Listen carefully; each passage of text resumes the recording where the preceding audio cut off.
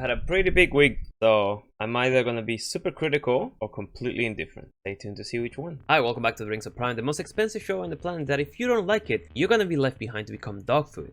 Take their wheels and leave them. Hi, my name is Nacho, welcome back to the channel. Shout out to that one random person in the comment section of the last video that was like, you have a lot of growing up to do. Was it the what she said jokes? I feel like it was.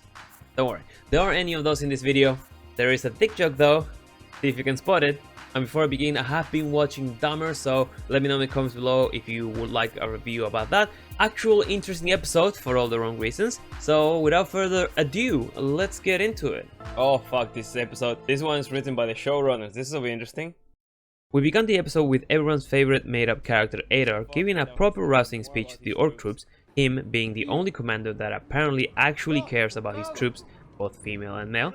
For the first time, we do so, not as unnamed slaves in faraway lands, but as brothers and sisters in our home! And fun fact, I didn't know that Uruk means orc in Black speech. Yeah, I almost flipped my shit thinking they meant Urukai. They make it to the tower and you remember that far-fetched plan from last week? Well...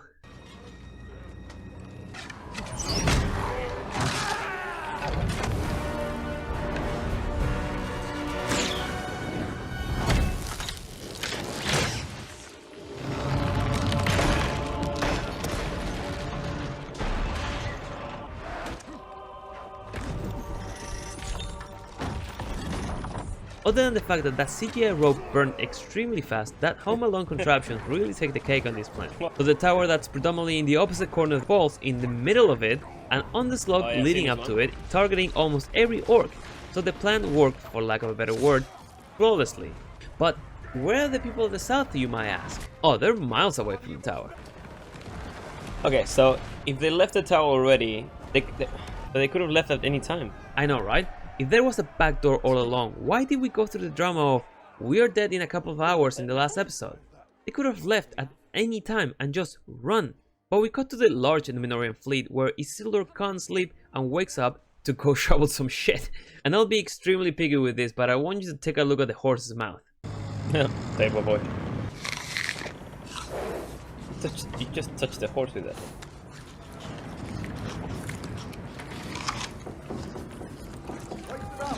That's gross.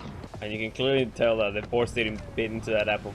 They just played the sound over it. Isildur then comes to the deck, shamelessly wastes some food, and Galadriel appears behind him and brags a little bit, in your standard Galadriel way. It'll be visible to your eyes in a few moments. Is it visible to yours already? Has been for nearly an hour. And Isildur is fucking starstruck. And what really gets me is what she says next. What is your rank? Stable boy.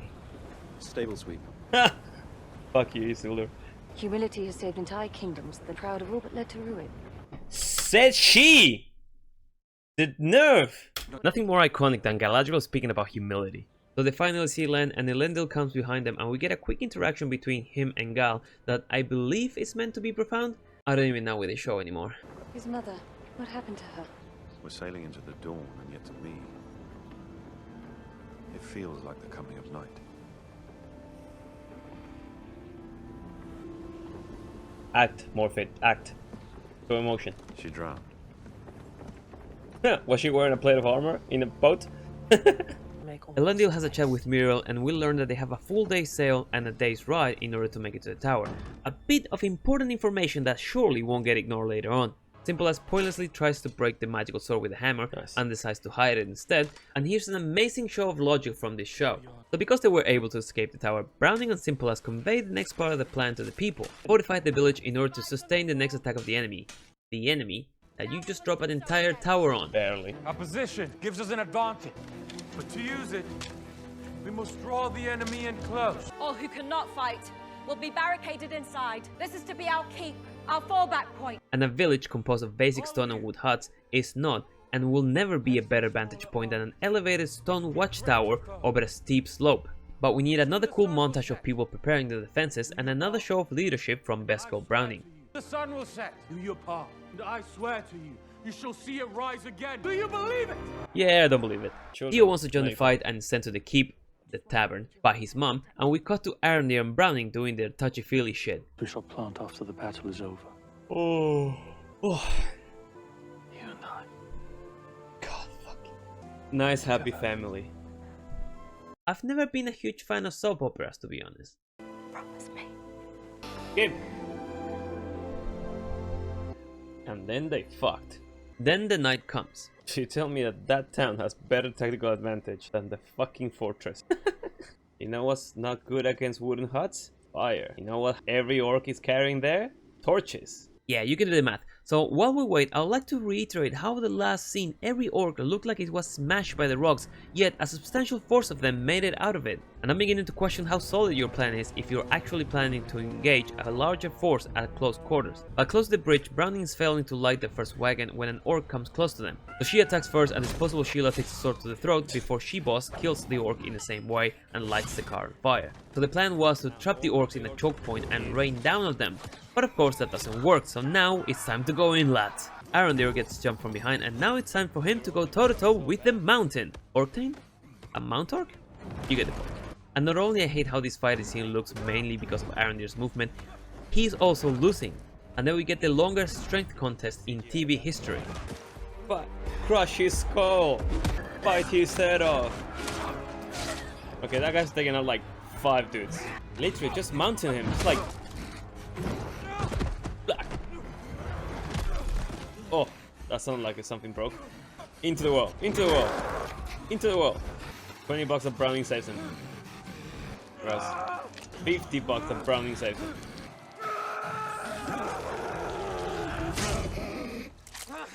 Or Theo. I fucking knew it. Oh. I should have bet 100. The lunges are we? Fuck off. So the undergear, undertrained villagers beat the orcs. Or did they? Wow, huge reveal. They were actually fighting their neighbors. And out of the woods arrows start flying in, cause not enough orcs died during the tower fall, and Browning gets hit by an arrow in the shoulder. And they retreat into the tavern, I mean the keep. Non-fatal, you'll be fine. That's an easy fix, just break the tip and take the arrow off. And that is exactly what they do. No, don't help him first. He's gone. He's dead. Don't help him first. Dies. Rest in glory, King. Not that bad, you can take it. You see? Easy. So in order to stop Browning's bleeding, Simple as mixes some of the blood with the seed she gave him and cauterizes the wound with some embers. So now not only she's got internal bleeding, she also has a 2nd to 3rd degree burn, and her wound is now infected. Nice. I am a medical professional. So the orcs begin breaking into the keep / tavern, and we get a shot of the Númenórean riding with Girl Queen Slay Galadriel being the fastest one in front because, shut up! A very blatant copy of the Ride of the Rohirrim, classic Rings of Power move, but my only question remains, where did the fucking horses come from? Where did they fit the fucking horses? Did they shove them in Galadriel's ass right next to the stick? Once inside, the orcs restrain some of the people and Adar demands Arondir to give him the sword. We're considered. You're not in a position to negotiate, man. And as he refuses, he starts killing people, so after a few disposals get disposed, he goes for Browning. And finally Theo gives in. The woman next.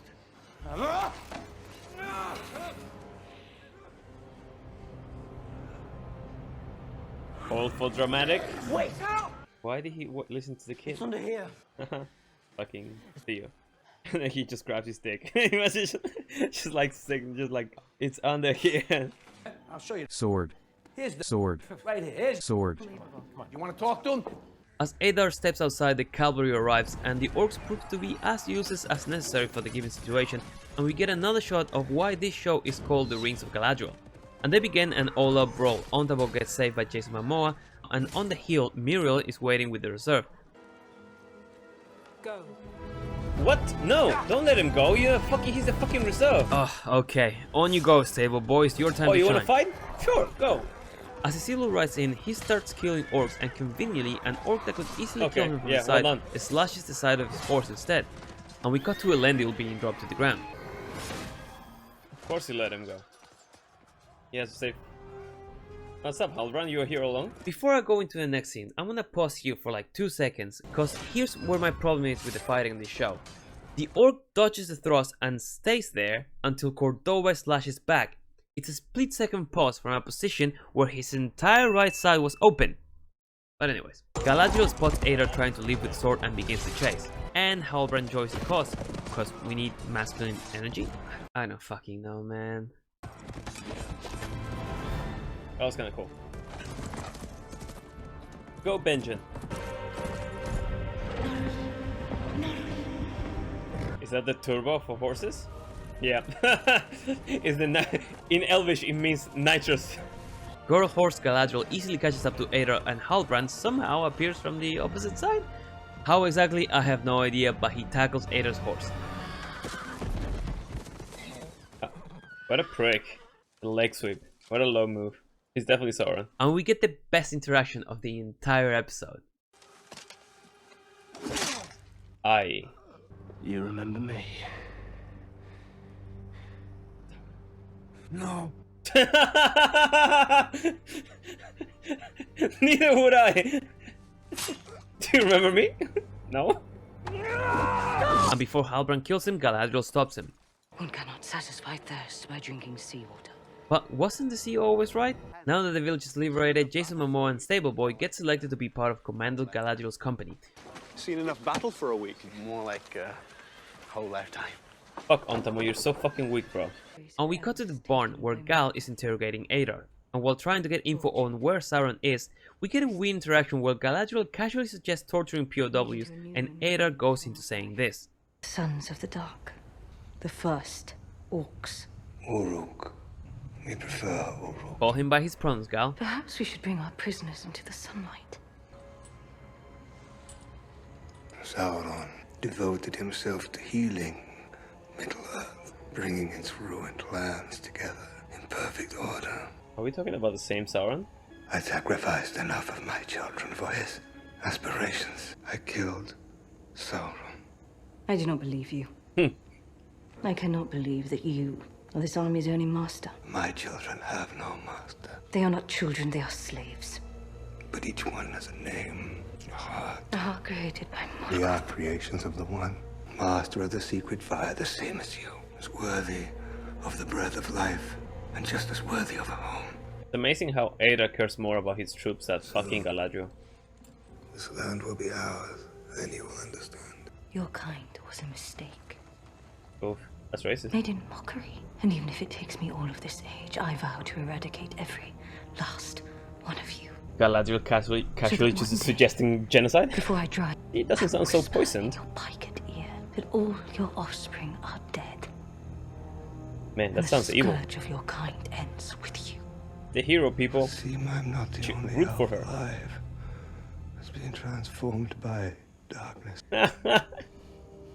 Get Perhaps your fucked. search for Morgoth's successor should have ended in your own mirror. Boom. Perhaps I shall begin by killing you, you slavering orc. Galadriel. So quick to temper. If you would blindfold me, erase my memory from this show, have me listen to this conversation and ask me to identify who the bad guy is judging on how they speak, who do you think I would choose? So Gal and Hal have a meaningful conversation that I honestly didn't pay attention because I can't stop looking to the gaps in Galadriel's armor, and Hal gets called to the village, and we cut to our girl bosses finally meeting each other. I told you she will be like fine in like 3 hours. Browning, who's looking flawless after almost losing a pint of blood hours prior, thanks Muriel for helping them, and the queen introduces Hal to Browning and they recognize him as the king that was promised. All hail! All hail to the king. Galadriel gives the magical sword back to Arondir, who sits next to Theo to have a nice stepfather chat with him. So in order to help him with his post-traumatic darkness, Arondir gives Theo the sword so he can give it to the Númenóreans, but then he unwraps it.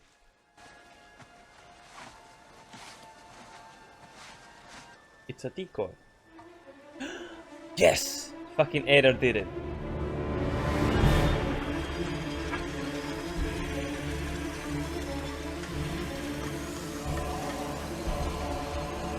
Out fucking play. Now at this point of the episode, for the first time in 6 hours, I've been excited for something. For the first time in this drag of a show, a fleeting thought went through my head with the tone of, oh, That makes sense, though Adele did a good old switcheroo and gave the real sword to Waldreg, who activated a mechanism in the tower that conveniently took no damage during the first assault, and he uses the sword as a key, and I'll let you enjoy the next part.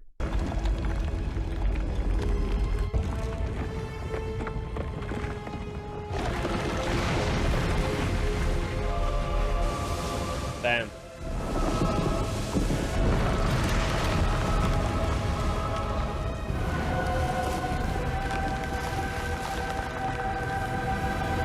So it turns out that the real plan of the orcs was to build enough canals to direct the water from the dam to the volcano, and what we thought were tunnels to escape the sunlight were indeed waterways, and direct enough water to a sleeping volcano and you get...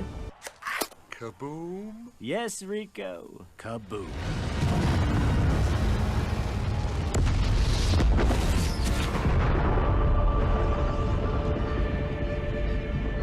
Why do I like that plan so much? That's actually fucking brilliant. You guys are fucked. Stop that, Galadriel. And for the next few scenes, all we see is people running for their fucking lives, while Galadriel questions everything she has done to this point that led her losing to this guy. Looking like a badass. Go fight the volcano, Galadriel. You can do it. And it's hilarious that this is the only thing so far that's made any sense, and it's the bad guy's plan. I have no words. Was this the plan all along? Are the showrunners and the actual writers of this episode so incredibly incompetent that they gave the most logical, properly constructed and masterfully executed plan to the villain? And if we bring Plain here, he won, because everyone is dead. Maybe Galadriel will survive that, but everyone else is a fucking fish stick, a nugget. And the point is, he Pompeyed the fuck out of them. Okay, maybe that was Thank Galadriel. But the cloud of ash of Mount Vesuvius, which I'm gonna use as a comparison here since they like to relate to the real world so much, reached a temperature of 300 to 500 degrees Celsius. Yeah, everyone in the village is now a fucking chicken wing.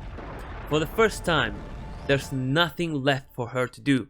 Segue to the end of the video. Okay, end of the season. The bad guy wins. Fuck yeah. Yeah, the bad guy won. Maybe he didn't make it out of the explosion, but he definitely won. Don't try to convince me of anything else. Waldreg is the last one standing. Hail to the new king of the Southlands.